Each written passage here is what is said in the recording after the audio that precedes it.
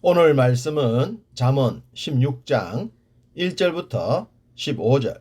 제목은 너를 여호와께 맡기라 입니다. 성경은 이 세상의 모든 것들이 하나님의 손에 의해 친히 움직이고 있다고 말씀을 하십니다. 즉 하나님께서 경영을 하신다는 겁니다. 이사야 14장 26절 27절.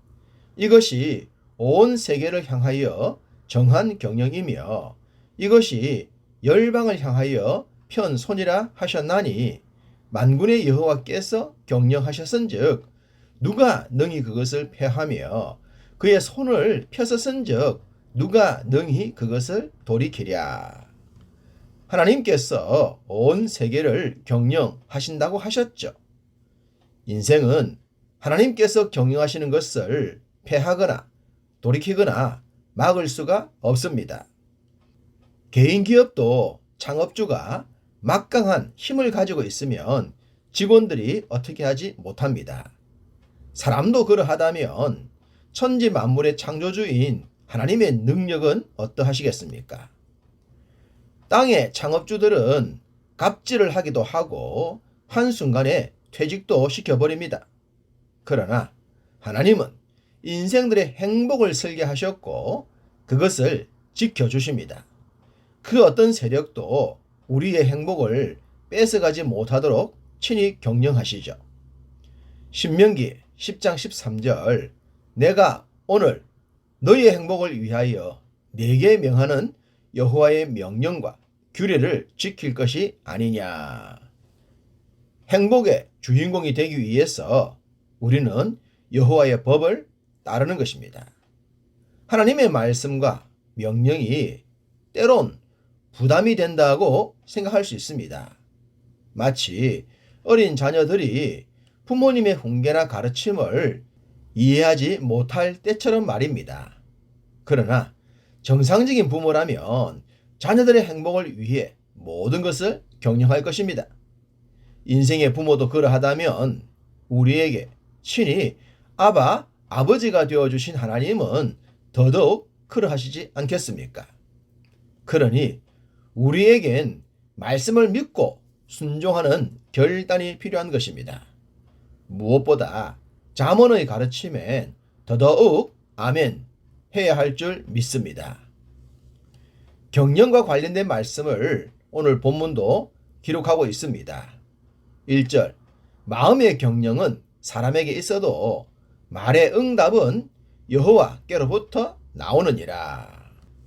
마음의 경영이란 사람이 계획하고 생각하고 살아가는 모든 것들이지 않겠습니까? 하나님을 만나지 못한 사람들은 자기 자신이 주인이라고 생각합니다. 자신의 모든 것들, 즉 자기 자신이나 자녀들도 재물도 자신이 행하는 모든 것이 다 자신의 것이라고 강하게 믿고 살죠. 그래서 잘 되면 자신의 능력이라고 생각하고 잘 되지 않으면 재수가 없다고 생각합니다. 그러다가 자신의 능력으로 넘을 수 없는 산을 만날 때가 있죠. 아무리 용을 써도 해결할 수 없는 상황에 접한 후에야 자신이 주인이 아니라는 것을 깨닫게 됩니다. 누군가에 의해 움직이는 것 같다고 고백을 하게 되죠. 그런 경지에 이르게 되면 신앙이라는 것을 갖게 되고 바른 깨달음을 하게 되면 하나님 앞에 나오게 되는 것입니다. 그런 후에 깨닫는 것이 생기죠. 경영은 내가 했는데 응답은 하나님께 있다는 것을 말입니다. 1절 말씀 그대로입니다. 이러한 말씀을 알게 되고 말씀을 통해 은혜를 받게 되면 이후부터는 달라지는 삶을 살게 됩니다. 3절 너희의 행사를 여호와께 맡기라. 그리하면 내가 경영하는 것이 이루어지리라. 자신이 주인이 되어서 자신이 경영하지 않고 경영을 하나님께 맡기는 거죠. 모든 것을 하나님께 맡기고 하나님을 믿고 신뢰하면 놀랍게도 하나님의 경영이 자신의 손을 통해 나타나는 것을 보게 됩니다. 이전엔 내가 행한다고 생각했는데 믿음으로 행하게 되면 하나님께서 내 손에서 역사하고 있다는 것이 느껴지죠. 하나님이 우리의 손을 붙들고 있다는 것을 알게 됩니다. 그럴 때 신명기의 말씀에 아멘을 하게 됩니다.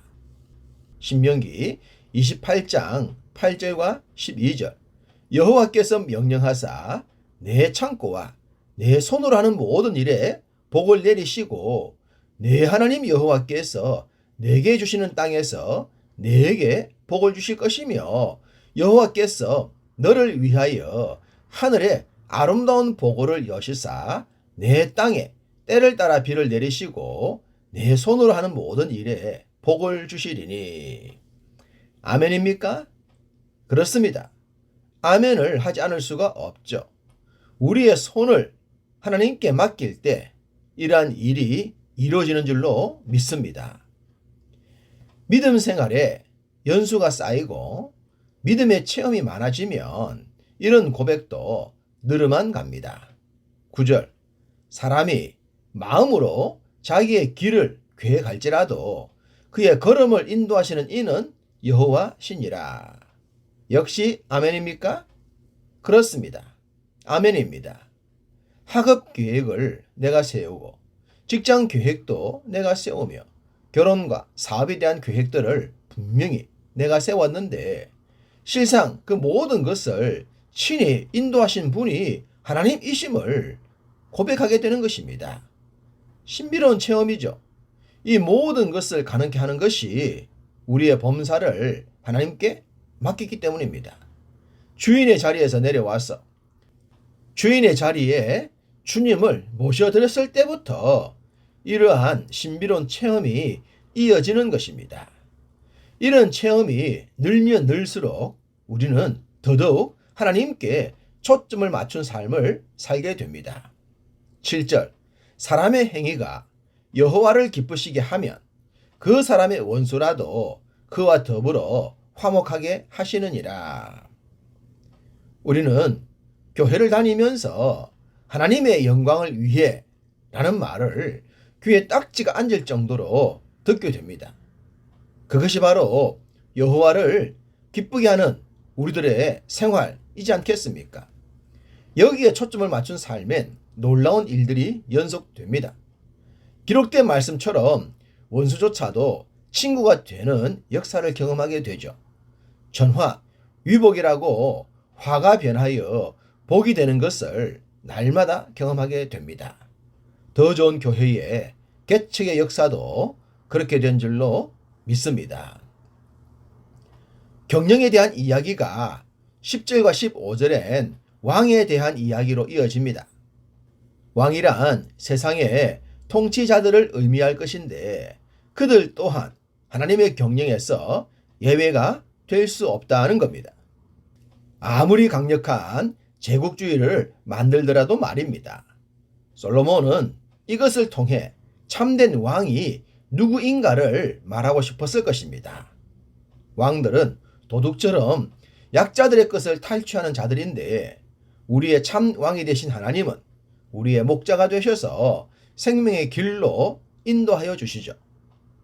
10절 하나님의 말씀이 왕의 입술에 있은즉 재판할 때에 그의 입이 그르치지 아니하리라. 다윗을 성군이라고 부르는 것은 약자들을 외면하지 않았기 때문입니다. 성경이 기록되던 시대엔 약자들은 지배의 대상이었죠. 노예와 종들은 도구처럼 쓰여졌기 때문입니다. 그럴 때에도 하나님의 법을 준수한다면 진짜로 백성들의 지지를 받는 지도자가 되지 않겠습니까? 그 비결이 하나님의 말씀에 순종하는 것이죠. 13절 의로운 입술은 왕들이 기뻐하는 것이요 정직하게 말하는 자는 그들의 사랑을 입느니라. 국정조차도 하나님께 맡기는 왕이라면 개인의 모든 것을 하나님께 맡기는 백성이라면 모두가 합하여 선이 될 것입니다.